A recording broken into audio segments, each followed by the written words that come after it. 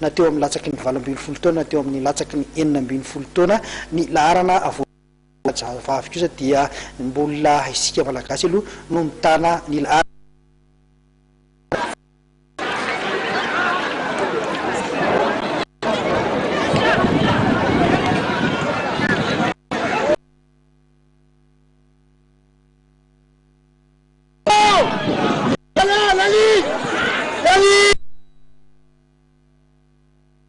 Pelatana-ny Madagasikara ny amboaran'ny ranomasimbe indianina eo amin'ny taranja bola lavalava lalaovin'olona 7 ho an'ny skajy latsaky ny 12 taona sy ny 19 taona.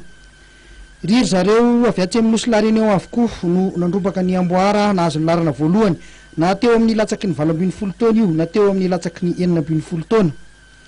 Ho an'ny latsaky ny 12 taona dia resy ny lareny eo tamin'ny isa 20 no 15 ny malagasy ary teo amin'ny latsaky ny 19 taona kosa dia mbola zareo lareny eo ihany no nandresy tamin'ny isa 17 no 12. Azo lazaina fa dia nidina araka izany ny avy teknikan'ny mpilalao malagasy raha aty amin'ny fidinan'ny ranomasimbe indianina raha eo amin'ity taranja bola lavalava lalaovin'olona 7 ity. Na izany aza nefa dia nanamafy ny filohan'ny federasiona fa ilaina ny faninanana ho an'ny skady zandriny toy izao. Tena hita mihitsy fa tena nivoatra be mihitsy efa tao zay nanaovana an'ity tournoi ity zany ary hita fa tena sady nivoatra zany ankizy no nivoatra koa ny compétition satria na ny ambiance sy ny teknika dia tena hita mihitsy tsy mitovy mihitsy tamin'ny taona sy tamin'ity satria enao fika mitabataba ambiance iainandreo ankizy ireo ary zavatra tena nisongadina tamin'ity compétition mahaly sy androany ity zany dia niakatra daholo na ny voan'ny ekipa rehetrarehetra zany miaky amin'ny Océan Indien ary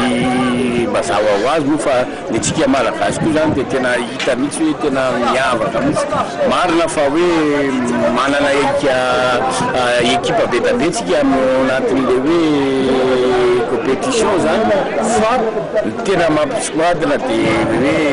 misy ekipa zany satria natao 1 2 3 4 hatramin'ny 5 ny ekipa malagasy zany dia hita misongadina ao anatin'ireo ekipa rehetrarehetra ireo ny mpilalao mahay zany. Teo amin'ny skajy vehivavy kosa dia i Madagasikara izay efa manana avy teknika ambony no nandrombaka ny larana voalohany rehefa nandresy an'zareo lareny eo tamin'ity tournoi ny Aroy ity teo amin'izay taranja bola lavalava izay. Larana faharoa zareo lareny eo zany larana fahatelo Mayotte ary larana fahaefatra iry zareo Mauritiana.